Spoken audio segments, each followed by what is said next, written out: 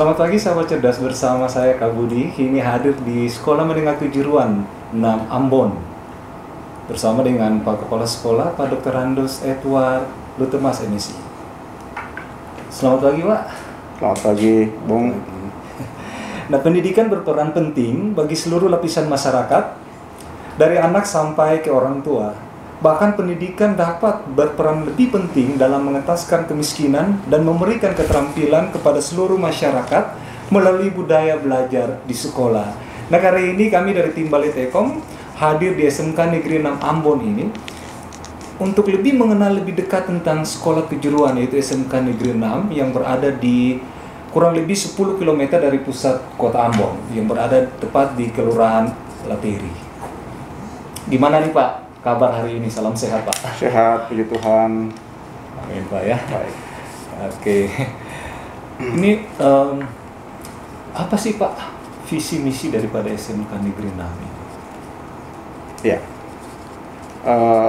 Yang pertama, saya mengucapkan terima kasih atas nama lembaga SMK Negeri 6 Ambon dan sekaligus memberi apresiasi yang positif terhadap Balitekom, ya, Dinas Dikbud Provinsi Maluku yang punya salah satu tupoksi bagaimana mendorong mutu pendidikan di Indonesia, di Maluku, terkhusus misalnya SMK, ya, pendidikan vokasi, ya. Dan juga kami patut menyampaikan terima kasih atas kerjasama yang selama ini telah terbangun antara SMK Negeri 6 Ambon dengan Balitekom Dinas Dikbud Provinsi Maluku. Sebelum saya menyampaikan atau memaparkan visi dan misi sekolah ini, ingin saya katakan bahwa memang sekolah ini sejak tahun 1978 berdasarkan regulasi dari Kemendikbud, dulu namanya SMPS, Sekolah Menengah Pekerjaan Sosial, ya, SMPS, berdiri tahun 1978, tanggal 24 Juli 1978. Lalu kemudian tahun 97 sejumlah SMK mengalami perubahan nomenklatur, ya. Dan SMK Negeri 6 Ambon berdasarkan tahun pendiriannya itu kemudian ditetapkan sebagai SMK Negeri 6 Ambon. Di samping ada sejumlah SMK di Kota Ambon, ya. Nah, terkait dengan visi misi SMK Negeri 6 Ambon, setelah kami ditetapkan selaku kepala sekolah sejak 23 Maret 2018 kemarin, dalam kaitan dengan bagaimana menata sekolah ini ke depan, kami mencoba merangkum sejumlah pikiran dari berbagai komponen di satuan pendidikan, dalam hal ini komite, teman-teman guru, alumni, dan dunia usaha, dunia industri, serta pegawai tata laksana, bahkan OSIS. Nah, dari situ lalu kami mencoba merumuskan satu visi besar, ya, visi besar yang diharapkan bisa menjadi acuan minimal, ya, bagi SMK Negeri 6 Ambon. Visi itu antara lain terwujudnya SDM, ya, sumber daya manusia yang unggul, ya, baik dalam bidang imtak, iman dan takwa, dan IPTEKES, ilmu pengetahuan, teknologi, etika dan seni, IPTEKES, ya, etika dan seni, diharapkan dapat terwujud pada tahun 2025 yang akan datang. Jadi target kita itu tahun 2025 itu sudah berstandar nasional, ya. Berbagai komponen pendidikan mengacu kepada 8 standar nasional pendidikan itu sudah mengarah ke standar nasional minimal, dan pada tahun 2025 itu kita sudah berusaha untuk mencapai, ya. Wow, luar biasa sekali ya Pak. Ya. Visi dan misi daripada SMK Negeri 6 ini pasti bisa menghasilkan siswa-siswa yang memang sangat berkualitas sekali. Amin.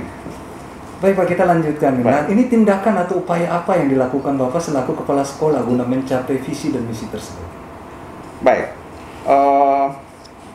Yang pertama yang ingin kami lakukan adalah ingin merumuskan sebuah strategi. Strategi yang ingin kami lakukan adalah strategi dengan pendekatan kolaboratif. Pendekatan kolaboratif ini dimaksudkan antara lain mencoba membangun kerjasama dengan dunia usaha dunia industri yang sudah terbangun, bahkan upaya untuk menjejaki sejumlah dunia usaha dunia industri untuk bersama-sama menopang mutu pendidikan di SMK Negeri 6 Ambon. Di samping itu juga dengan Dinas Pendidikan sebagai subsistem dari Dinas Pendidikan atau Pendidikan di Maluku, dan juga dengan komite sekolah, bahkan lingkungan masyarakat, serta para alumni, bahkan komponen stakeholder lainnya. Jadi pendekatan kolaboratif yang pertama. Yang kedua adalah secara internal, itu dilakukan yang namanya strategi atau pendekatan team working. Ya. Jadi kita mencoba membentuk tim working supaya dalam bekerja itu tidak secara individual atau kelompok tertentu, tetapi diharapkan ada kerjasama antar sejumlah elemen atau komponen pendidikan sehingga mutu pendidikan ini tercapai dengan baik dalam menopang visi dan misi SMK Negeri 6 Ambon. Karena memang tidak mungkin visi besar itu akan tercapai kalau kita tidak membangun kerjasama, dan pendekatan kolaboratif, kemudian pendekatan team working, dan yang berikut adalah networking. Ya, kita membangun jejaring dengan sejumlah komponen, baik itu di daerah, di Kota Ambon, di Provinsi Maluku, bahkan di level nasional bahkan internasional. Termasuk di dalamnya misalnya dengan sejumlah SMK, ya SMK di Kota Ambon, di Maluku, bahkan di level nasional.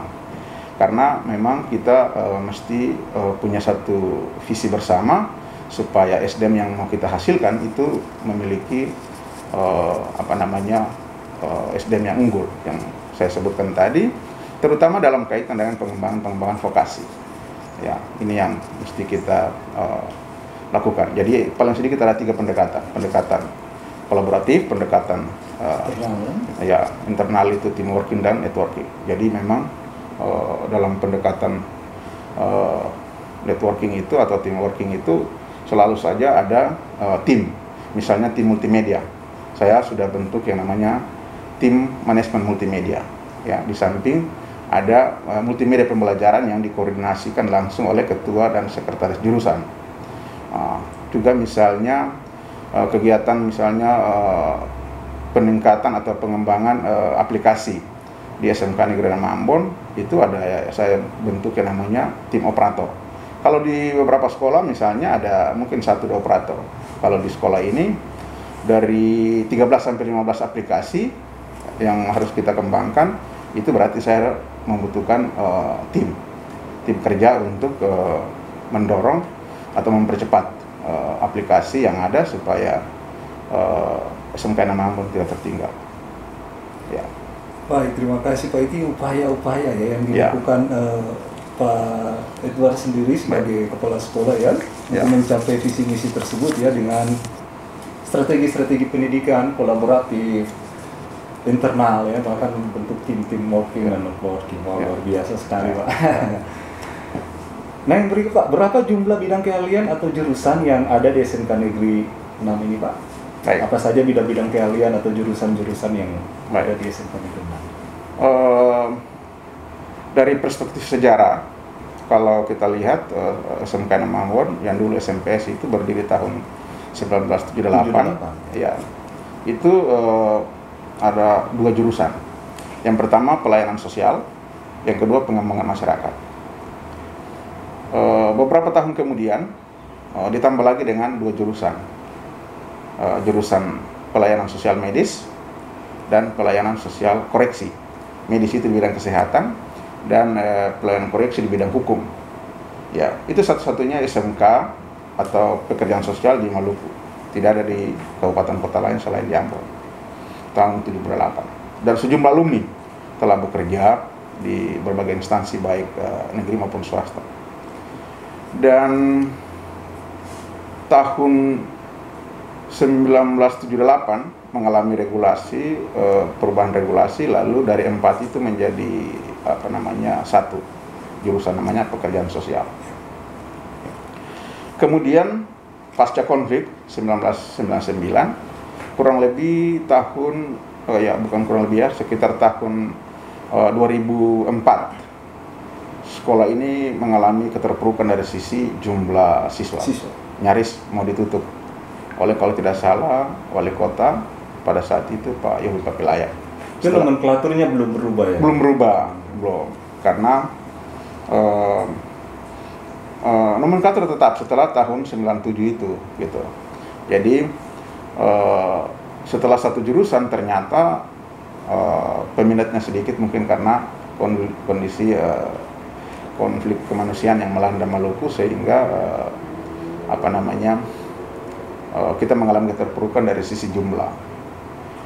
Nah, dalam konteks permasalahan seperti itu, lalu tahun 2006 SMK Enam Ambon membuka jurusan baru, ya, membuka jurusan multimedia dengan bidang keahlian teknologi komunikasi dan informasi, ya, tahun 2006.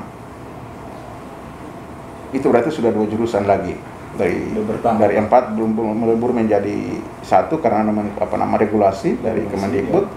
Lalu kemudian ditambah lagi tahun 2006 itu dibuka jurusan.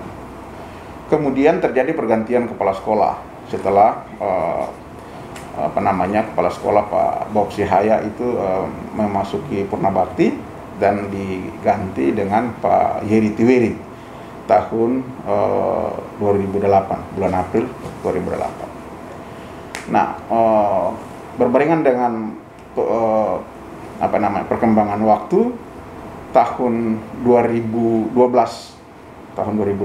SMK Enam Ambon membuka jurusan baru, yaitu jurusan kesehatan, ya, jurusan keperawatan, kemudian jurusan analisis kesehatan, ya, sekarang disebut dengan teknologi laboratorium medik.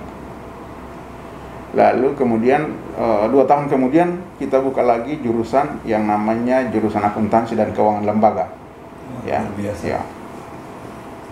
Lalu dari dampak perubahan atau perkembangan jurusan itu menjadi 5 jurusan. Jadi pekerjaan sosial, multimedia, asisten keperawatan, akuntansi dan keuangan lembaga, dan analisis kesehatan atau teknologi laboratorium medik, ya. Jadi ada 5 jurusan. Dan setelah saya bertugas sebagai atau dipercayakan oleh pemerintah daerah sebagai kepala sekolah tahun 2019, saya berkoordinasi dengan pihak dinas, lalu dibuka lagi 1 jurusan baru yang namanya farmasi klinis dan komunitas. Jadi SMK Enam Ambon ini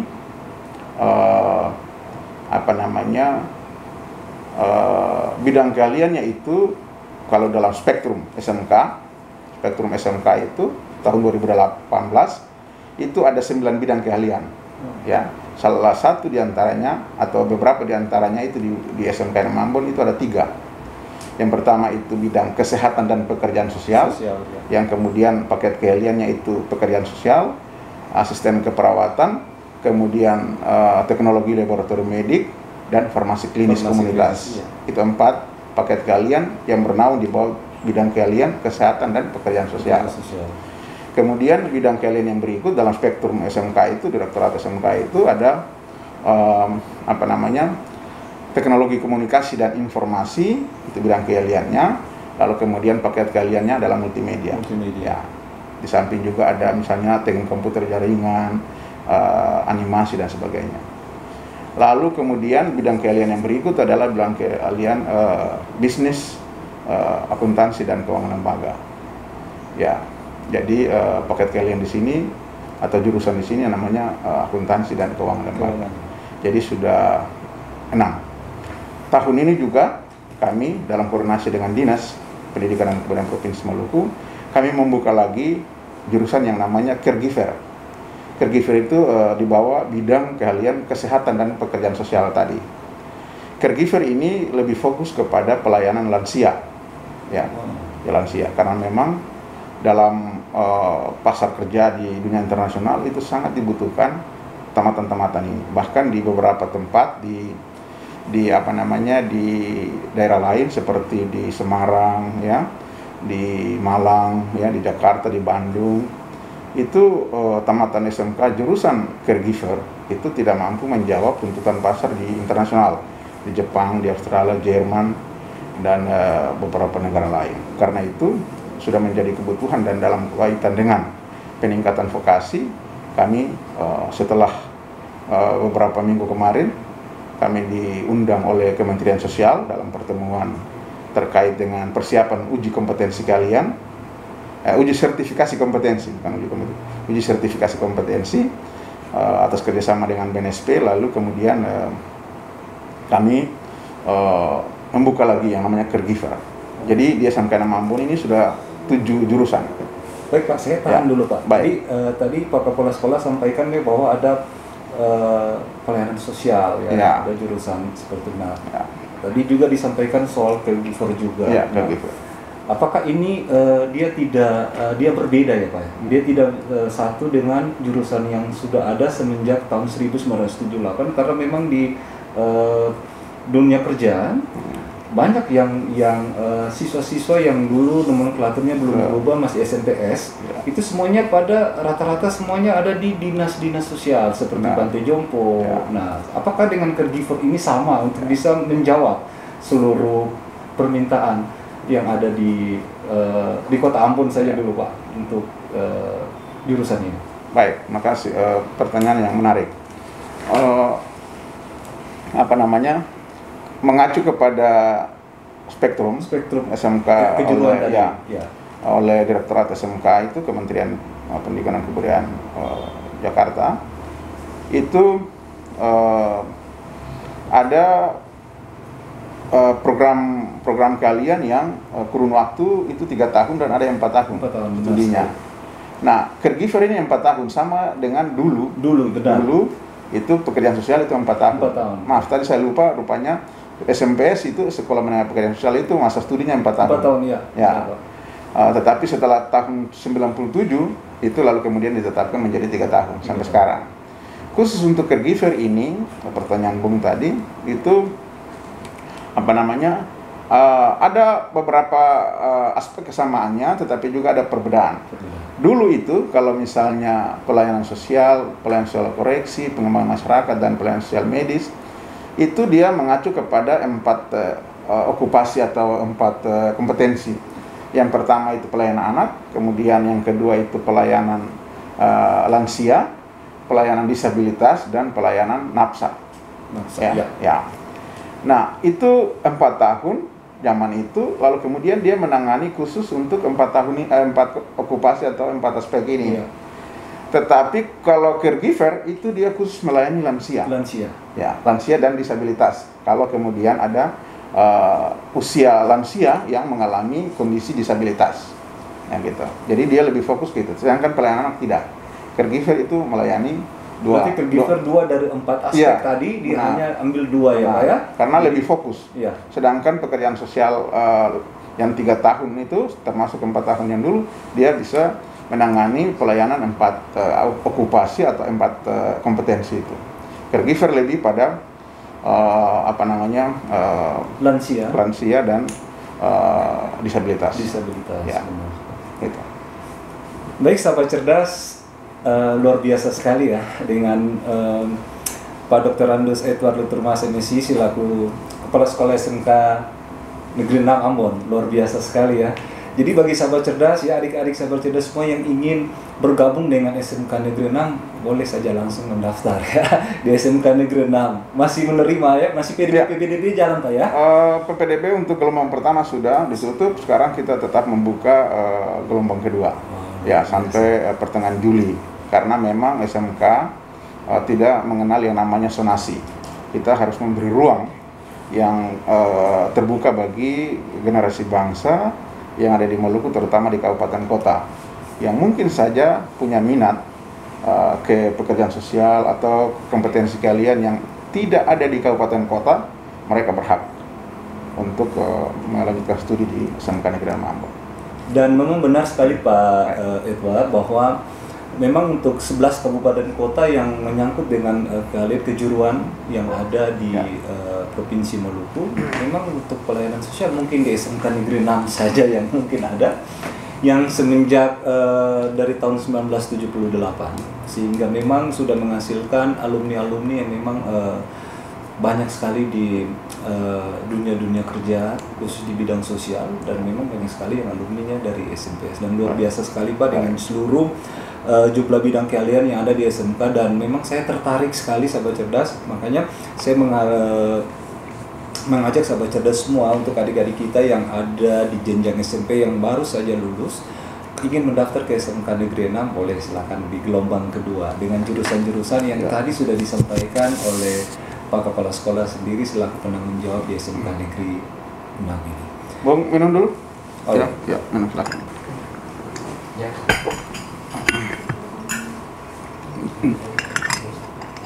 Baik Bang. Oke Pak, kita lanjutkan Pak ya. Ya.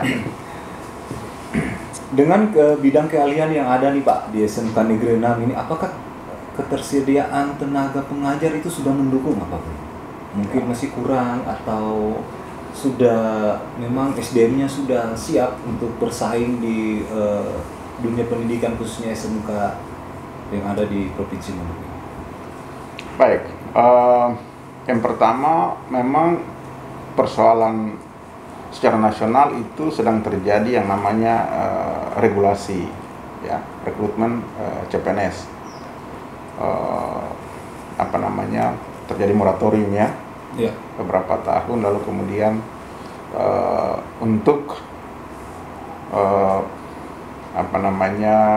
mendatangkan guru-guru CPNS itu butuh proses dan butuh waktu. Di SMK Ambon sendiri, seperti yang saya katakan, dulu itu jurusan pekerjaan sosial, itu sejumlah guru ASN itu cukup dari sisi jumlah maupun mutu. Tetapi kemudian setelah mereka memasuki masa bakti, purna bakti, lalu kemudian sebagian besar sudah memasuki masa pensiun, dan kemudian setelah kami membuka jurusan baru, lalu kemudian ada keterbatasan dari sisi guru CPNS. Tetapi kami bersyukur bahwa jurusan-jurusan yang ada itu sudah sebagian besar itu ada guru CPNS, bahkan ASN bersertifikasi guru, tetapi ada juga yang punya status sebagai honorer ya, karena memang jurusannya baru. Kami bersyukur bahwa tahun kemarin itu kami kedatangan atau ditugaskan oleh dinas mendapat guru keperawatan ya, sarjana keperawatan, ada 4 ASN. Itu tamatan dari Makassar, dari Jawa, kemudian 2 dari Ambon, 1 dari Hukim, dan 1 dari salah satu sekolah tinggi kesehatan di Ambon. Dan untuk jurusan akuntansi keuangan lembaga ada sejumlah guru yang tersedia, baik ASN maupun honor, begitu juga yang lain. Nah, kami masih membutuhkan guru ASN, terutama di bidang kesehatan, misalnya bidang farmasi, klinis, dan komunitas. Itu belum ada ASN, cuma honorer. Kami harus membangun kerjasama dengan instansi terkait di beberapa rumah sakit, termasuk juga jurusan teknologi laboratorium medik. Dari sisi jumlah itu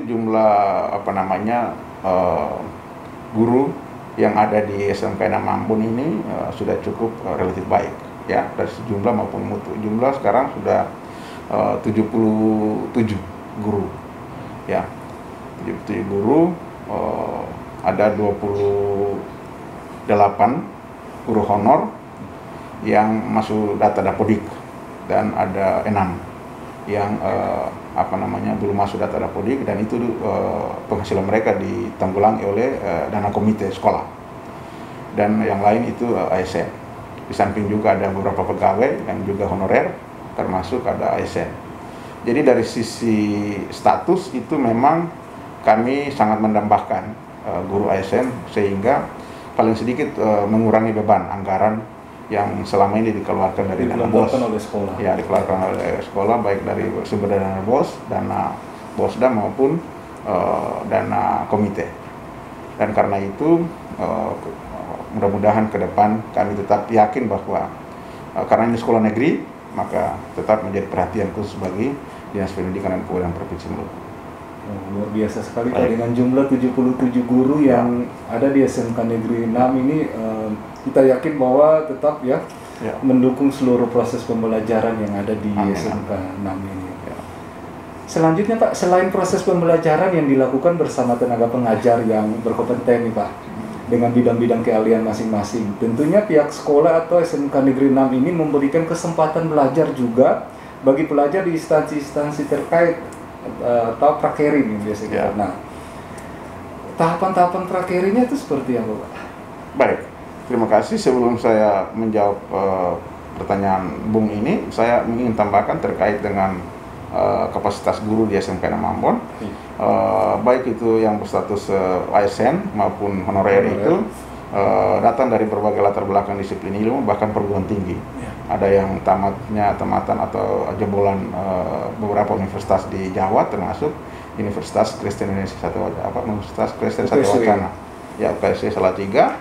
Ada yang dari Jakarta, ada yang dari Jawa Timur, Sulawesi juga. Ya, Sulawesi, termasuk di sejumlah perguruan tinggi di Maluku. Dan terkait dengan pertanyaan Bung, bagaimana kesiapan pembelajaran memasuki tahun ajaran baru ya? Proses pembelajaran dilakukan bersama tenaga pengajar yang berkompeten di bidang keahliannya masing-masing nih Pak. Ya. Nah, tentunya pasti pihak sekolah memberikan kesempatan bagi mereka belajar juga di instansi-instansi terkait. Dalam hal ini prakering Pak. Tahapan-tahapan prakering itu seperti apa Pak? Dan yang kedua, dampak yang dirasakan pihak sekolah sehubungan dengan prakering yang dijalani para siswa di dunia-dunia kerja yang ada domisilinya instansi-instansi atau swasta. Baik, terima kasih. Di SMK itu mengenal yang namanya prakerin, sekarang istilah K13 disebut praktek kerja lapangan. Dulu disebut prakerin ya, praktek kerja industri. Di SMK Enam Ambon sendiri mengenal satu pendekatan program yang namanya menghadirkan guru tamu ya. Dan program-program yang kami lakukan dalam hubungan dengan praktek itu, baik itu siswa maupun guru, kami juga khusus guru itu kami lakukan yang namanya magang guru. Magang guru di sejumlah instansi mitra sesuai dengan penantangan MUI yang sudah terbangun, baik itu di daerah maupun di luar daerah. Lalu kemudian terkait dengan prakerin atau praktek kerja lapangan itu, SMK Enam Ambon sendiri sudah melakukan praktek baik itu dalam daerah maupun di luar daerah, di Makassar, di Jogja, di Bandung, di Jakarta. Nah, dalam hubungan dengan dampak dari prakerin itu memang sangat diharapkan kalau bisa apa yang dikerjakan di dunia usaha, dunia industri atau IDUKA itu bisa dipelajari oleh siswa, sehingga anak betul-betul mengetahui kebutuhan dan kompetensi yang dibutuhkan di dunia usaha, dunia industri. Kemudian terjadi kolaborasi atau disebut sinkronisasi kompetensi. Ya, sinkronisasi kompetensi, apa yang diajarkan di sekolah bisa dipraktikkan di dunia usaha, dunia industri, dan sebaliknya apa yang dipelajari di dunia usaha, dunia industri bisa dikembangkan atau dipraktikkan di sekolah, baik itu guru maupun siswa. Karena memang salah satu ciri ciri SMK adalah harus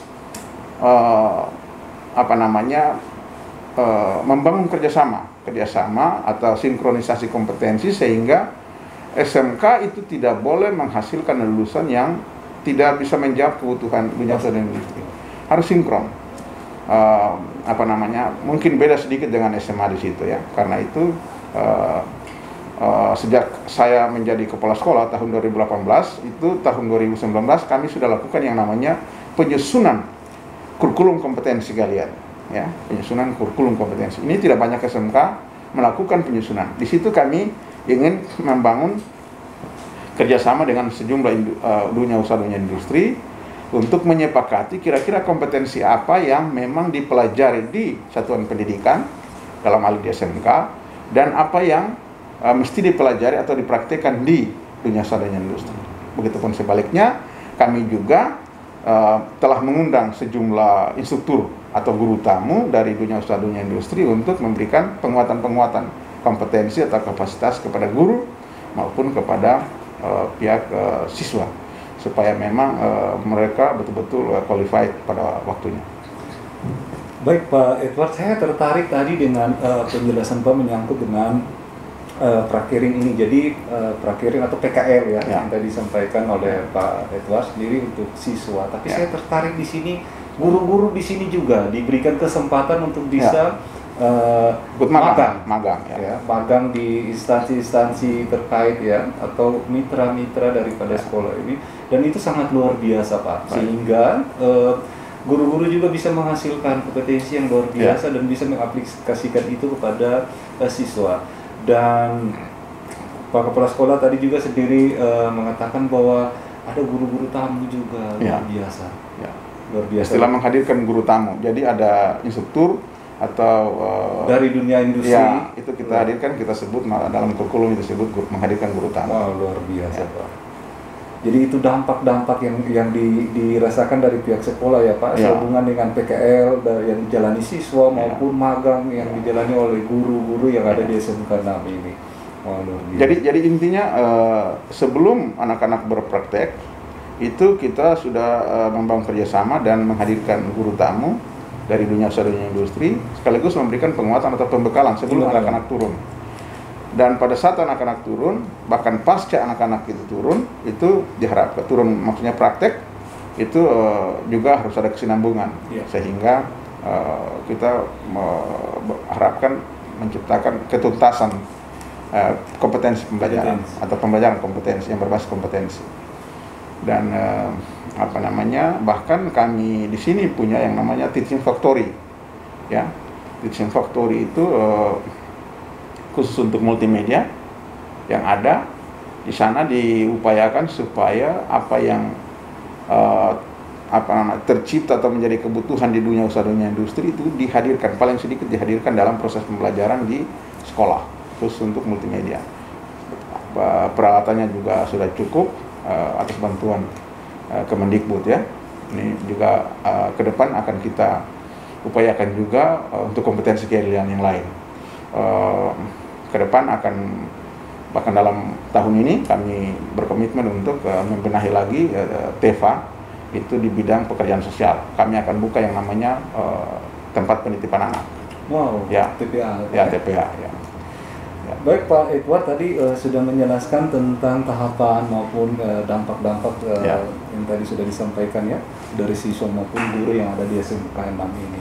Nah tadi Bapak juga ada singgung tentang ada bantuan sarana dan prasarana dari Kemendikbud. Nah, yang perlu saya tanyakan nih Pak, sarana dan prasarana yang ada di SMK Negeri 6 ini apa saja yang sudah memadai untuk bisa menunjang seluruh proses pembelajaran, seluruh proses praktek anak-anak di sekolah ini seperti apa? Baik, jadi dari sisi sarana prasarana dengan jumlah rombel yang ada, ya. Jumlah rombel yang ada itu berapa Pak? 30 rombongan belajar.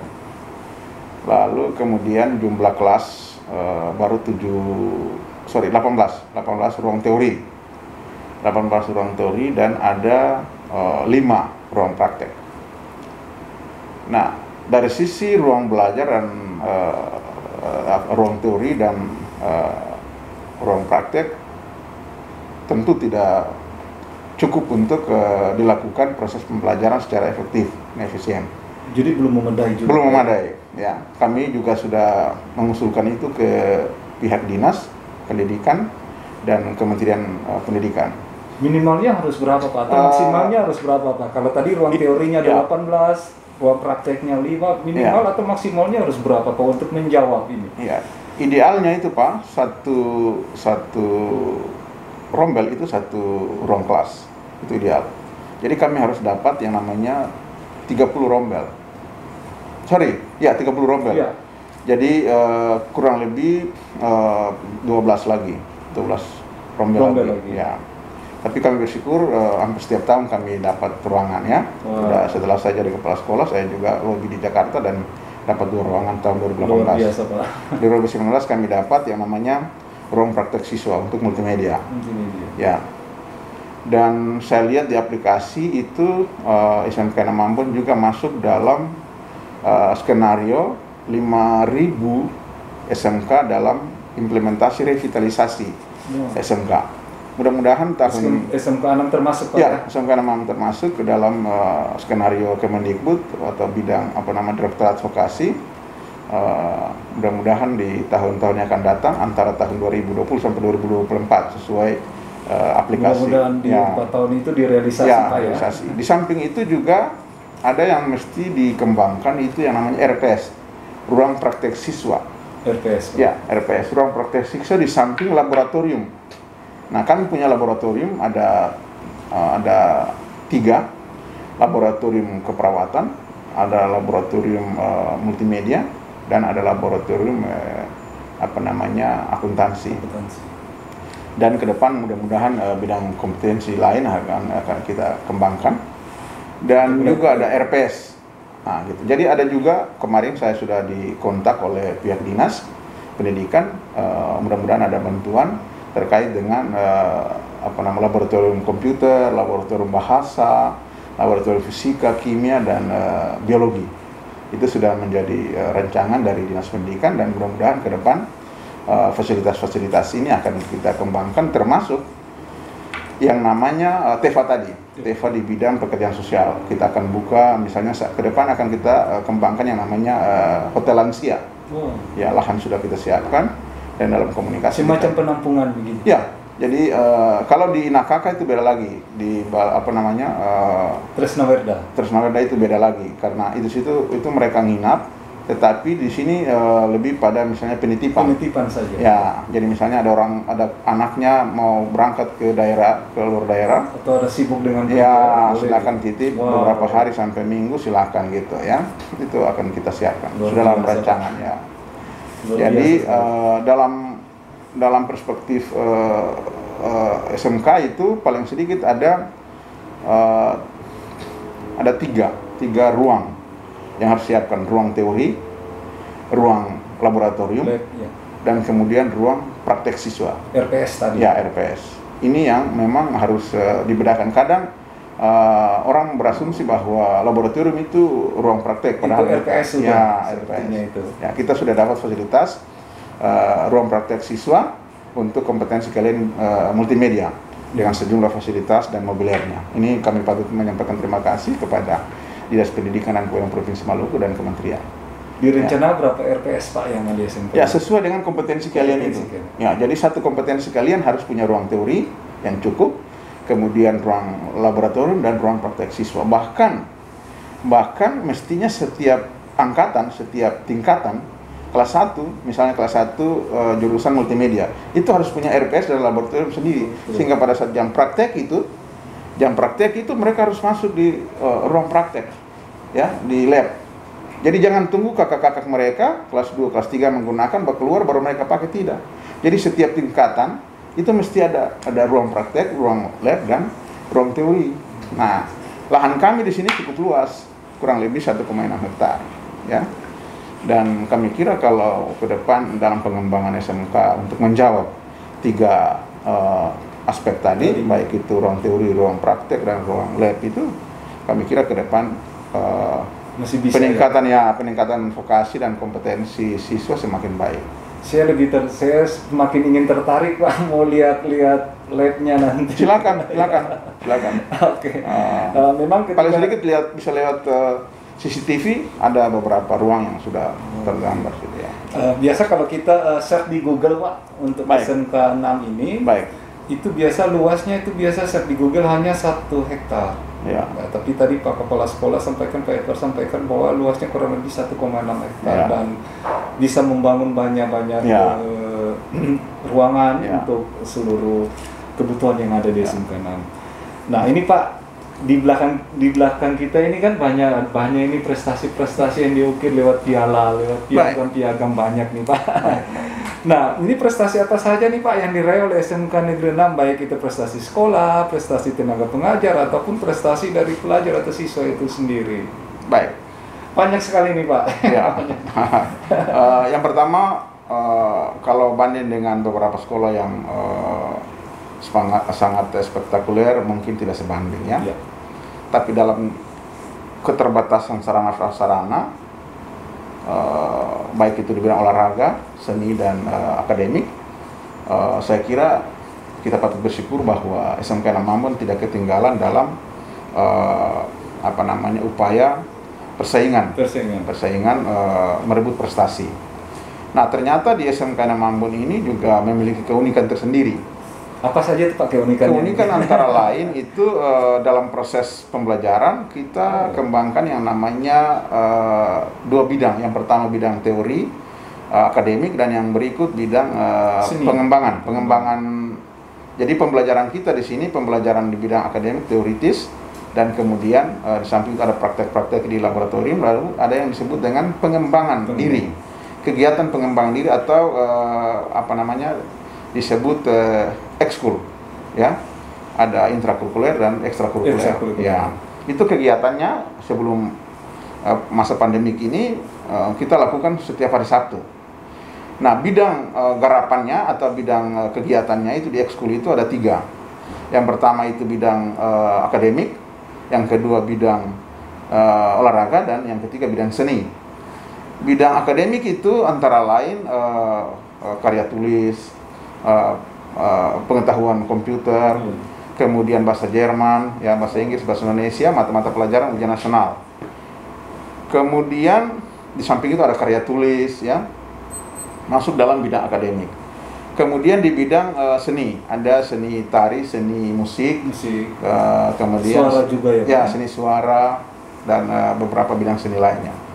Karena memang Ambon sebagai kota musik kita harus topang, ya, bagaimana kita ciptakan sumber daya Maluku dan sumber daya manusia Ambon harus memiliki kompetensi di bidang seni. Jadi prestasinya lokal di kota Ambon secara di provinsi Maluku maupun ada prestasi nasional bahkan internasional juga, luar biasa. Jadi memang SMK 6 ini lagi memang luar biasa Pak. Jadi tidak salah untuk adik-adik kita mau mencari sekolah kejuruan, bisa saja langsung ke SMK Negeri 6 ya. Setuju. Luar biasa sekali.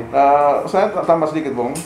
Yang berikut di bidang olahraga. Di bidang olahraga itu ada basket, ada voli, ada taekwondo, ada karate, ada futsal, bola kaki, kemudian bulu tangkis, tenis meja, dan juga yang lain. Jadi kurang lebih ada 15 jenis yang jenis kegiatan ekskul ya, di bidang akademik yang tadi saya sebutkan tadi, di bidang seni dan di bidang olahraga. Itu dilakukan pada hari Sabtu. Jadi itu kegiatan ekskul. Intrakurikulernya itu di bidang akademik itu setiap hari Senin sampai hari Jumat gitu. Nah, ternyata kegiatan-kegiatan itu, dan itu kita lakukan sejak tahun 2010. Waktu itu kami masih sebagai pembina OSIS, kami mengusulkan kepada kepala sekolah Pak Tiwiri waktu itu, lalu dicanangkan di launching kegiatan pengembangan diri tahun 2010. Nah, lalu sebelum itu juga sejumlah kegiatan prestasi yang kita raih. Tetapi dampak dari kegiatan ekskul itu ternyata memberi dampak yang positif. Jadi setiap hari Sabtu ada kegiatan-kegiatan pengembangan diri, baik itu di sekolah maupun kita kerjasama dengan instansi lain yang punya fasilitas. Bung boleh bayangkan saja di SMK 6 Ambon ini fasilitas basket saja cuma baru tiang satu, tiang basketnya baru Ringnya ringnya satu. Tetapi kita sudah bisa bersaing dengan sejumlah SMK yang hebat, sejumlah SMA SMK yang hebat di Kota Ambon, bahkan di Maluku. Kita pernah masuk ke beberapa kali merebut runner up, ya, juara 2 di Kota Ambon. Katakanlah SMA 1, SMA 2, SMA Saverius, Kalam Kudus, Palantera, ya, SMA Siwa 5, ya, SMK 1, dan sejumlah SMA SMK yang punya potensi di bidang basket misalnya. Itu contoh. Sejumlah sekolah itu mereka pernah mengalahkan kita, SMK Enam Ambon, tapi juga itu juga kita pernah kalahkan mereka. Yang belum kita kalahkan itu adalah tim A dari SMA 1. Ini sejarah, ya. Ini patut dibanggakan. Padahal kita punya ring basketnya baru tiang satu, ya. Ya. Tapi begitu semangatnya anak-anak kita. 2-3 kali runner up. Jadi tim A SMA 1 yang belum kita kalahkan. Tapi B, C kami sudah kalahkan, bahkan dalam beberapa kali mereka kalahkan kita, tapi kita, dan ini piala-piala akan bercerita tentang hal-hal seperti itu. Luar biasa sekali, Pak, ya. Jadi dengan adanya pengembangan diri ini yang dilakukan setiap hari Sabtu, jadi memang di situ terbentuk karakter, di situ kita terbentuk talenta anak-anak yang selama ini terpendam. Di situ sudah kelihatan, spirit dan mentalitas mereka terbentuk situ. Betul sekali. Bung, saya tambahkan lagi, setiap tahun itu dilakukan khusus untuk kompetensi, khusus untuk SMK itu ada kegiatan rutin yang namanya LKS, Lomba Kompetensi Siswa. Itu skala nasional, Pak? Skala nasional, baik itu skala nasional dan bahkan internasional. Jadi mereka yang terbaik itu akan mengikuti kegiatan di level nasional, internasional. Di SMK Enam Ambon hampir setiap tahun itu mewakili Maluku. Cuma karena COVID kemarin, jadi kegiatannya itu berbasis daring, sehingga kami berpikir biarkan kabupaten kota lain mungkin berkesempatan untuk itu. Dan itu kemudian ada sejumlah piala ini, antara lain ada kegiatan lomba-lomba baik di tingkat kota, provinsi, nasional, bahkan internasional. Pernah tahun 2018 ada salah satu siswa, sekarang sudah menjadi anggota TNI di Jawa, itu pernah mengikuti kegiatan sampai ke Jepang, untuk khusus IT, teknologi, ya. Lalu yang berikut, bahkan salah satu keunggulan dari SMK Enam Ambon ini, bahkan beberapa jenis lomba itu, misalnya ada 3-4 jenis lomba dilakukan oleh penyelenggara, itu kami bisa rebut 2-3 piala. Bahkan pernah terjadi lomba karya tulis dilakukan oleh bidang bahasa, itu kami pulang dengan 6 piala. Luar biasa. Jadi untuk di bidang karya tulis, di bidang di bidang penulisan esai, ya, kemudian di bidang penulisan drama. 2 bidang itu kami pernah pulang dengan 6 piala, juara 1, juara 2, harapan 1, kemudian juara harapan 2, dan ada beberapa piala lagi gitu. Luar biasa, Pak, ya, dengan prestasi-prestasi. Bahkan kemarin itu ada lomba yang namanya lomba pidato online yang dilakukan oleh Gerakan Siswa Kristen Indonesia Maluku, yang dibuka atau dilaunching oleh Dinas Pendidikan. Dalam lomba itu, Bung, dengan persiapan yang terbatas, kami sempat juara 3. Lomba pidato online tingkat SMA SMK Maluku dari 72 peserta lomba. Ya. Termasuk SMA SMK. Ya, kebetulan ada tim multimedia, karena itu online, jadi kameranya dari sisi pengambilan gambar saja sudah kita unggul, ya. Belum lagi isi pidato dan bayangkan saja dari 72 itu SMK Enam Ambon juara 3, juara 1 itu SMA Lantera. Juara 2 SMA Siwa 5, SMK Enam Ambon juara 3. Berarti banyak sekali, ya, SMK Negeri Anam mengukir prestasi di amin. Dan ke depan diharapkan provinsi, nasional maupun internasional. Luar biasa. Baik, Pak, ini kita sekarang dalam masa pandemi ini, Pak. Baik. Nah, di tahun 2020 kemarin, pas tepatnya 23 Maret, kita di warning langsung dari pemerintah untuk kita sudah ada yang kontaminasi, sudah terjangkit COVID-19. Ya. Sehingga dia berimbas juga kepada dunia pendidikan. Ya. Nah, ini dari tahun 2020, tahun ajaran 2019-2020 sampai 2020-2021 dan nanti akan ke 2021-2022 ini Pak, di masa pandemi ini. Nah, ini bagaimana proses-proses pembelajaran Pak yang dipakai sekolah? Memang kita tahu bahwa di masa pandemi itu pasti ada online atau daring dalam jaringan. Atau bagaimana prosesnya Pak? Bisa mungkin Pak jelaskan sedikit tentang proses pembelajaran di masa pandemi ini. Baik. Yang pertama, setelah kita memasuki atau kita mengalami bencana non alam ini, SMK 6 Ambon dalam keterbatasan dan kelebihannya mencoba mengemas model-model pembelajaran, baik itu berbasis daring maupun berbasis luring. Nah, berbasis daring itu ada dengan menggunakan aplikasi misalnya Google Meet, kemudian Facebook. Facebook ini bukan Facebook yang di medsos ini. Facebook ini kami undang pembicara dari Belanda, ya, untuk kegiatan workshop bagi guru-guru. Nah, dalam aplikasi Facebook itu sejumlah kegiatan sampai kepada absensi sekalipun itu bisa diambil digunakan. Lalu kemudian Google Classroom, kemudian menggunakan video, lalu kemudian menggunakan YouTube, video, ya. Lalu kemudian dibagikan ke siswa melalui WA Group dan medsos yang lain. Di samping itu juga dilakukan yang namanya pembelajaran berbasis luring. Luring itu sendiri ada beberapa siswa yang memang kesulitan atau belum memiliki akses internet, kemudian belum memiliki fasilitas pembelajaran, ya.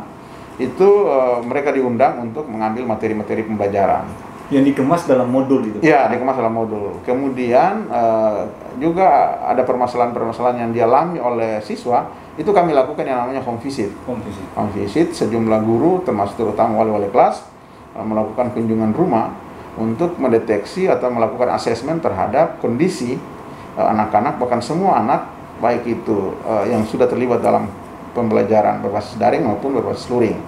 Nah, dampak dari situ adalah memang ada terjadi misalnya tugas-tugas yang belum dikerjakan itu didorong untuk menuntaskan tugas-tugas itu. Nah, di samping itu juga ada kemasan-kemasan pembelajaran yang dibangun dengan dunia usaha dunia industri, terutama dalam kaitan dengan misalnya praktek, ya. Kalau memang ada dunia usaha dunia industri yang bersedia membuka ruang untuk siswa praktek bersifat luring, itu kami tetap lakukan selama ini. Dan apakah itu berimbas Pak? Ya, berimbas sekali ya untuk bersyukur, siswa, ya. Karena memang pendekatan pembelajaran di SMK itu diharapkan dapat menggandeng dunia usaha dunia industri sebagai salah satu mitra untuk mendorong peningkatan. Luar biasa sekali Pak dengan metode-metode yang diterapkan dari SMK Negeri 6 ini di masa pandemi dalam seluruh proses pembelajaran. Nah Pak, ini kalau dalam seluruh proses pembelajaran di masa pandemi yang sudah langkah-langkah dilakukan oleh SMK Negeri 6 melalui guru kepada siswa, nah apakah ini dalam masa pandemi ini lewat online maupun offline, apakah sudah efektif belum Pak? Untuk siswa maupun untuk guru itu sendiri? Ya, memang harapan kita mesti efektif, tetapi dalam pengalaman kadang terkendala dengan efektivitas akses internet, kadang terganggu, kemudian waktu terlalu sedikit, lalu kemudian sinyal di tempat tinggal siswa itu kadang mengalami kesulitan, sehingga mereka harus mencapai atau mencari tempat-tempat yang ada sinyal, jaringannya stabil. Ya, bahkan ada sejumlah siswa kita bukan cuma berdiam atau berlokasi di Ambon, tapi juga di luar Ambon. Ada yang di Kabupaten Buru, ada yang di MBD, di kabupaten kota lain termasuk di SBT, bahkan di Saparua, ya. dan di Tanimbar ya, dan juga kabupaten kota lain, sehingga kadang mereka kesulitan untuk akses internet, kita kirim modul pembelajaran ke siswa, bahkan di lewat aplikasi-aplikasi yang dibuat sudah oleh sekolah ya. Luar biasa Pak. Nah ini Pak, ini kan kita udah masuk di tahun ajaran baru nih. Baik. Nanti kita akan masuk tahun ajaran baru. Nah ini kan ada yang disampaikan oleh Presiden Jokowi sendiri bahwa pembelajaran tatap muka tetap diberlakukan dan sudah disampaikan kepada Mendikbudristek Pak Nadiem Makarim sendiri, dan itu dikasih kesempatan hanya 2 jam tatap muka. Nah, dan itu dikembalikan lagi kepada kepala daerah menyangkut dengan seluruh keamanan di masa pandemi ini. Nah, kalau proses pembelajaran Pak yang nanti dipersiapkan SMK Negeri 6 ini Pak sebagai kepala sekolah, kira-kira di tahun ajaran baru ini ada pembelajaran tatap muka atau masih seperti apa Pak? Seperti itu. Baik, terima kasih. Memang kalau tidak salah minggu kemarin saya dihubungi oleh tim Litbang Media Indonesia di Jakarta sebagai narasumber untuk kegiatan atau forum grup diskusian khusus di kawasan timur, di samping narasumber yang lain dari Papua Barat, dari NTT, dari Maluku Utara dan Maluku. Saya sempat diundang untuk terlibat dalam forum grup diskusian itu, khusus topik berkaitan dengan kesiapan dan pelaksanaan pembelajaran tatap muka terbatas ya. Kalau di Google itu nanti kalau dibuka ada, saya sempat komentar beberapa hal. Secara kritis saya katakan bahwa pembelajaran terbatas ini pada prinsipnya menjadi kebutuhan ya. Tetapi lagi-lagi kita juga harus memikirkan tentang sebuah tawar-menawar atau perspektif kita, apakah memang sudah waktunya kita pentingkan atau kedepankan prioritaskan yang namanya pengetahuan, kecerdasan lebih diutamakan, ataukah memang kita kedepankan kesehatan dan keselamatan anak, termasuk dunia pendidikan, guru, tenaga pendidikan dan sebagainya. Dan di situ lalu saya katakan bahwa oke, kita bisa melakukan yang namanya pembelajaran tatap muka terbatas, tetapi ada konsekuensinya. Katakanlah misalnya dari sisi kesehatan anak itu tidak tertular atau guru tidak tertular, tetapi mobilisasi dari rumah ke sekolah itu berpotensi atau berpeluang untuk terjadi penularan. Nah, sekolah sendiri sudah tetap atau diharuskan menyiapkan peralatan protokol kesehatan, tetapi potensi untuk anak-anak itu atau warga sekolah itu dalam perjumpaan di sekolah, bahkan proses mobilisasi pulang pergi, tentu saja bisa saja terjadi penularan. Nah, karena itu menurut teman saya pembelajaran tatap muka terbatas di tahun ajaran baru kami sudah bicarakan dengan orang tua pada saat penerimaan atau pembagian laporan pendidikan. Akan kita bicara khusus terkait dengan itu. Nah, kami akan minta kepada orang tua bahkan siswa ada semacam kesepakatan, persetujuan, supaya di kemudian hari kita tidak saling menyalahkan. Nah, pada prinsipnya adalah sekolah tetap berupaya semaksimal mungkin dan membangun kerjasama kolaboratif dengan bidang kesehatan, pendidikan, dan gugus tugas, bahkan termasuk orang tua sekalipun. Itu justru harus kita lakukan sehingga betul-betul kita siap untuk melaksanakan pembelajaran berbasis daring maupun luring. Nah, khusus untuk pembelajaran tatap muka terbatas ini, memang paling sedikit kita akan bagi 2 pola. Pola pertama adalah misalnya minggu pertama itu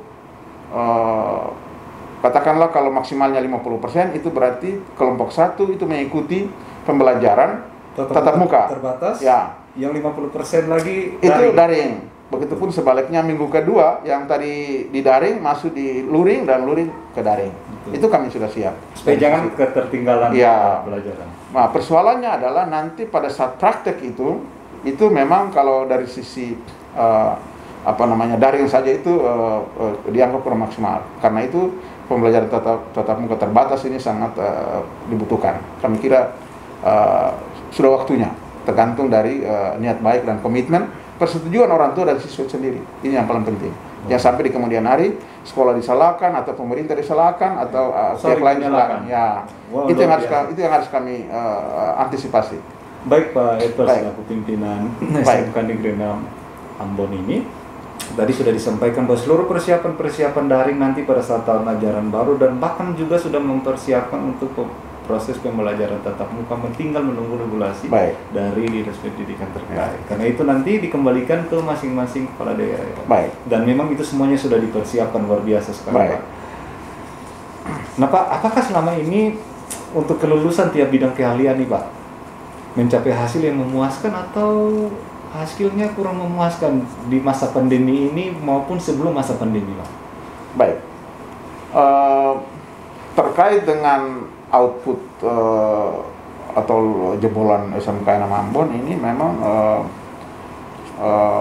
tahun-tahun sebelumnya tidak kalah hebat dengan yang lain. Betul. Hal itu terbukti antara lain mereka terserap di dunia kerja, dunia industri.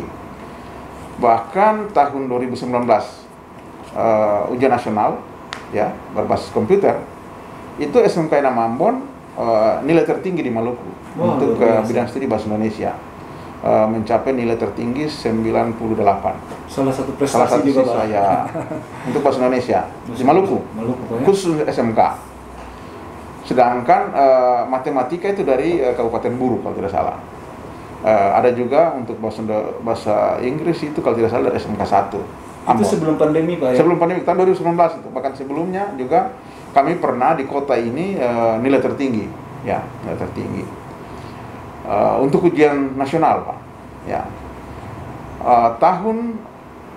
lalu kemudian setelah pembelajaran memasuki era pandemik, untuk lulusan tahun ini saja itu ada siswa kurang lebih 20 yang memiliki nilai angka 100, ya nilainya 100 dan khusus untuk mata pelajaran tertentu. Jadi setelah dilakukan yang namanya penyelenggaraan ujian akhir atau evaluasi oleh satuan pendidikan, bahkan ada siswa yang memiliki nilai 100. Sejumlah siswa, kurang lebih 20. Itu untuk ujian sekolah? Ujian sekolah, karena memang tidak lagi dilakukan ujian nasional. Ya, jadi memang dari sisi prestasi, anak-anak kita ini memang patut diapresiasi secara positif dan didorong untuk lebih meningkatkan lagi motivasi belajar mereka. Karena prestasi belajar mereka, karena waktu ujian sekolah itu kan dilakukan berbasis daring full. Jadi ada siswa yang belum punya fasilitas Android dan laptop itu diundang ke sekolah. Jadi itu tidak ada intervensi dari sekolah atau dari siapapun, karena mereka betul-betul jadi nilainya langsung dimasuk di aplikasi. Ya, itu murni. Sampai mereka kelulusan 2020-2021 ini di setiap bidang keahlian itu semuanya mencapai hasil memuaskan Pak ya? Ya, dari sisi... Dari berapa siswa itu Pak? Kurang lebih 20. Dan jumlah siswa? Jadi peserta ujian itu 201. Semuanya hasil memuaskan Pak? Baru-baru itu karena 2 orang tidak ikut ujian, lalu ya sudah diupayakan, lalu kemudian yang dinyatakan lulus itu 199 peserta.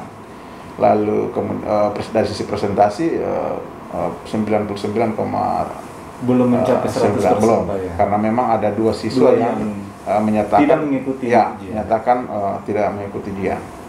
Jadi mudah-mudahan ke depan semakin full lagi, semakin banyak lagi. Berarti semuanya memuaskan Pak ya? Ya, puji Tuhan ya.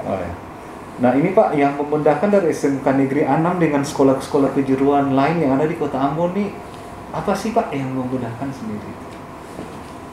Baik, kan kalau bicara soal kejuruan sama nih Pak, semua dari spektrum kejuruan semuanya sama. Tapi pasti ada beda ya. Ada beda pasti ya, dari SMK Negeri 6 ini pasti ada yang tidak sama dengan SMK lain, mungkin ada hal-hal yang ditonjolkan. Iya. Yang pertama dari sisi kompetensi kalian, jurusan pekerjaan sosial ini satu-satunya sekolah negeri itu di SMK 6 Ambon. Dan di bidang kesehatan. Itu di sekolah lain itu maaf berstatus swasta, kita yang negeri. dari sisi kompetensi kalian. Dari sisi mutu kompetensinya, dalam pengalaman kami selaku guru sejak tahun 1993 di SMK Ambon sampai menjadi dipercayakan oleh pemerintah dan oleh izin Tuhan kami memimpin lembaga ini, ada beberapa karakter yang ingin kami kembangkan di sekolah ini. Yang pertama adalah anak-anak harus didorong untuk memiliki kompetensi kalian di bidangnya masing-masing, dan kemudian berdasarkan visi misi anak-anak itu diharapkan mengedepankan yang namanya pendidikan karakter, ya, yang tadi itu mewujudkan SDM yang unggul di bidang imtak, iman dan takwa, kemudian ilmu pengetahuan teknologi dan etika dan seni. Nah, artinya bahwa anak-anak harus dikembangkan atau didorong untuk memiliki yang namanya etika. Mereka memiliki etika komunikasi karakter mereka, ya. Ini yang membuat membedakan SMK lain. Ya, baru kemudian ilmu pengetahuan. Karena memang harus disadari bahwa dari sisi SMK vokasi, pendidikan vokasinya yang pertama itu juga semua sama, tetapi ingin kami katakan bahwa yang paling penting itu memiliki etika dan moral, ya, sesuai dengan visi. Karena memang anak-anak itu atau generasi bangsa ini bisa menjadi cerdas kalau mereka memiliki etika dan moral. Seseorang itu bisa menjadi cerdas kalau dia lebih dulu dia baik. Orang yang baik mudah menjadi pintar. Tetapi orang yang pintar belum tentu jadi baik. Ya, karena itu pendidikan karakter menjadi hal yang penting. Sekarang kemarin baru selesai, kami SMK Ambon sebagai salah satu sekolah dari 5 sekolah SMA SMK di Kota Ambon, bahkan di Maluku. Di antaranya adalah SMA 1, SMA Siwa 5, SMA 9, SMK 7 dan SMK 6. 5 sekolah yang ditetapkan oleh kementerian untuk mengikuti kegiatan yang namanya kegiatan presisi oleh Direktorat Kebudayaan dalam rangka meningkatkan kegiatan pendidikan karakter dan kemandirian siswa. Nah, baru saja selesai 10 guru kami ikut sertakan mereka dalam workshop setelah kepala sekolah dan bagian kurikulum mengikuti kegiatan itu. Nah, kegiatan itu diharapkan dapat menghasilkan wawasan proses pembelajaran yang berbasis kemandirian siswa dan produk siswa. Jadi pembelajaran itu mengarah ke siswa punya produk apa yang harus dihasilkan sebagai bagian dari pembentukan karakter tadi, ya, sekaligus memiliki inovasi dan kreativitas anak termasuk karakter tadi. Itu yang membuat itu yang bisa saya tidak ada pada yang lain. Jadi harus dikedepankan etika dan moral, itu yang paling penting, karena itu yang disebut dengan mungkin merdeka belajar sekaligus visi besar Pak Presiden kita itu revolusi mental. Itu yang paling penting. Luar biasa sekali, ya. Ini yang bikin membedakan SMK Negeri 6 dengan SMK lain yang ada di Kota Ambon, Pak, ya, bahkan di Provinsi Maluku. Karena kita punya yang namanya pekerjaan sosial, Pak. Iya, benar. Pekerjaan sosial itu menjadi basis sekolah ini. Tidak ada di sekolah lain pekerjaan sosial. Dan pekerjaan sosial itu berkaitan dengan komunikasi, human relation dengan manusia. Yeah. Kalau bidang yang lain mungkin cenderung ke katakanlah multimedia, ya, berhadapan dengan alat, ya, akuntansi mungkin berhadapan dengan uang dan seterusnya. Tapi kalau pekerjaan sosial itu lebih pada manusianya, manusia yang bermasalah. Jadi kalau manusia yang bermasalah itu diciptakan menjadi baik, otomatis akan menjadi unggul. Karena memang manusia yang baik bisa memperbaiki sistem yang baik. Tapi kalau sistem baik, manusianya tidak baik, otomatis sistemnya rusak. Termasuk komputer misalnya. Kalau komputer itu rusak, manusia baik, manusia bisa perbaiki. Sebaliknya, kalau komputer itu baik, manusianya rusak, komputer bisa rusak.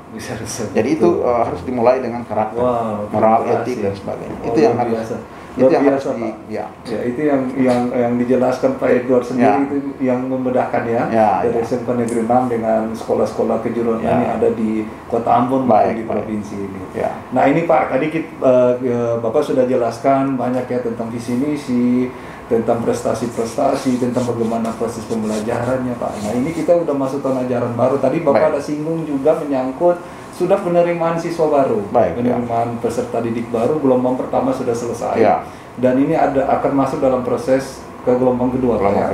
Nah ini bagaimana sih tahapan penerimaan pendaftaran siswa baru ini, secara manual atau online Pak? Baik, terima kasih Bung. Berdasarkan Juknis dari Dinas Pendidikan, bahkan edaran dari Menteri, penerimaan siswa baru tahun ajaran 2021-2022 itu berbasis daring dan berbasis luring. Teman-teman panitia sudah membuat aplikasi dan ada pendaftaran daring dan luring. Nah, pola rekrutmennya itu dilakukan seleksi peminatan atau seleksi kompetensi. Lalu kemudian dilakukan tes kesehatan. Lalu kemudian dilakukan wawancara untuk mengetahui potensi dan prestasi anak-anak, baik itu di tingkat SMP dan sederajat. Lalu kemudian bisa ditetapkan dengan peminatan mereka. Yang berikut terkait dengan pendaftaran secara online itu sudah kami kirim brosur dan menyurat ke sekolah-sekolah yang dituju SMP dan sederajat. Dan mereka sudah mendaftar. Lalu kemudian ada yang bersifat online dan ada yang bersifat daring. Ya. Jadi dua-duanya jalan. Baik Pak. Nah ini pastikan kita menunggu juknis dari Dinas Pendidikan dan itu sudah dikeluarkan Pak. Nah ini biasanya itu kan ada kuota Pak. Ya. Nah untuk masing-masing sekolah, misalnya SMK Negeri 6 ini kuotanya berapa sih Pak? Dan memangnya kalau kuotanya kan sudah ditentukan oleh Dinas Pendidikan misalnya, atau ditentukan oleh sekolah sendiri, apakah sudah melebihi kuota itu atau bagaimana Pak? Baik, jadi dari 7 jurusan yang ada, katakanlah kalau berdasarkan pengalaman tahun sebelumnya, tahun ajaran 2020-2021 itu tahun kemarin kita punya kelas atau rombel itu sebanyak 11. Sebanyak 11 rombel. Lalu kalau 11 rombel itu dalam regulasi itu siswa SMK itu paling sedikit 16 orang. Paling banyak kan 36. Jadi kuota di SMK Enam Ambon ini kalau dari sisi regulasi kita ambil saja 10 kelas setiap tahun. Itu berarti kuota kita di SMK Enam Ambon sebanyak 360 siswa. Ya, itu harus dicapai. Namun dari sisi peminatan banyak yang mendaftar, lalu kemudian ada juga mungkin karena pertimbangan-pertimbangan, katakanlah misalnya dari sisi biaya masuk, kemudian peminatan yang lain, kemudian ada pertimbangan lain sehingga kuotanya itu tahun kemarin itu melebihi. Tahun ini agak sedikit menurun, meskipun siswa kami itu sudah ditetapkan gelombang pertama sudah 200 lebih. Jadi kami harus paling sedikit 300 bagi kami sudah. Jadi masih ada kuota untuk gelombang kedua. Masih bisa. Saya mau mendaftar Pak. Ya, kemarin pertemuan dengan orang tua itu mereka baru kaget bahwa ternyata uang masuk itu relatif rendah kalau banding dengan sekolah-sekolah lain ya, terutama di bidang kesehatan. Sampai ada yang orang tua bilang, Pak kalau bisa sosialisasinya bukan cuma di Kota Ambon dan sekitarnya, tapi juga di kabupaten kota lain, terutama di Serang, karena memang mereka menyadari bahwa kompetensi-kompetensi yang ada di sini tidak banyak yang terjadi di kabupaten kota, terutama misalnya ada sejumlah keunggulan dari SMK di bidang kompetensi kalian yang dimiliki oleh SMK Enam Ambon. Ya. Nah ini biasa nih Pak, kalau tadi kita sudah berbicara tentang tahapan proses pendaftaran siswa baru, Pak. Biasanya tuh kan kalau dalam penerimaan siswa baru itu biasa kan di situ kita bisa tahu paling banyak yang diminati itu jurusan apa sih Pak? Iya. Kalau di tahun ini di gelombang pertama kan pasti udah terbaca tuh Pak. Nah itu kira-kira yang paling diminati jurusan apa Pak? Iya. Jadi apa namanya, kalau dilihat memang frekuensi yang cukup tinggi itu ada pada bidang kalian multimedia. Oh, multimedia. Ya, beberapa tahun terakhir itu jumlah kelas itu atau rombel itu untuk multimedia setiap angkatan 2 rombel. Oh. Ya. Tahun lalu itu 3 angkatan. Bukan 3 angkatan, 3 kelas. 3 kelas, Pak. 3 rombel kelas para, ya. Jadi TI 1, multimedia 1, multimedia 2, multimedia 3. Tahun ini kita sudah capai 2, malah sudah lebih. Sudah mau mendekati 3 lagi. Wow. Ya. Karena maksimal maksimal kan 72. Ya. Jadi sudah lebih. Jadi kemungkinan untuk 3 rombel juga bisa. Di samping itu bidang pekerjaan sosial, ya, lalu juga bidang akuntansi dan kesehatan. Jadi memang peminatnya cukup. Dari sisi jumlah menurut teman kami sudah cukup, karena minimal 1 rombel itu kan 16 dalam Dapodik, 16. Nah itu sudah dicapai, bahkan sudah ada yang lebih. Jadi untuk target rombelnya sudah kita peroleh. Peminatnya itu memang lebih banyak pada multimedia. Dan ke depan berdasarkan hasil analisis, ke depan juga berpeluang untuk kami buka juga jurusan teknologi komputer dan jaringan, ya. TKJ, Pak, ya, TKJ atau bidang perangkat lunak gitu ya, atau bidang animasi. Berarti luar biasa, Pak. Ya. Jadi bisa nanti ke depannya itu bisa kerjasama dengan Balai Teknik. Ya. Mitra bisa, Pak. Ya, sekarang kan sudah. Oh iya benar. Sudah ya, sudah. Bahkan kemarin MOU itu kan kami juga MOU. Betul. Yang dihadiri oleh Ibu Kadis Pendidikan. Kami juga mengundang salah satu mitra kan penandatangan MOU dari Balai Teknik, ya. Ke depan ya kita akan tingkatkan lagi dari sisi peningkatan kompetensi kalian di bidang multimedia. Dan kita bersyukur bahwa Balai Teknik memberi perhatian bagi SMK Enam Ambon. Ya. Baik, Pak, yang terakhir sebelum kita mengakhiri wawancara bersama dengan Pak Edward selaku Kepala Sekolah SMK Negeri 6, Pak, yang terakhir, Pak, baik, dari kami ini. Apa sih harapan Bapak selaku Kepala Sekolah di SMK Negeri 6 Ambon ini untuk kemajuan sekolah ini ke depan? Harapan, Pak. Baik. Dari sisi SDM, baik itu guru maupun tenaga kependidikan, bahkan siswa serta komponen SDM lainnya, katakanlah orang tua maupun stakeholder lainnya, DUDI dan komite dan sebagainya.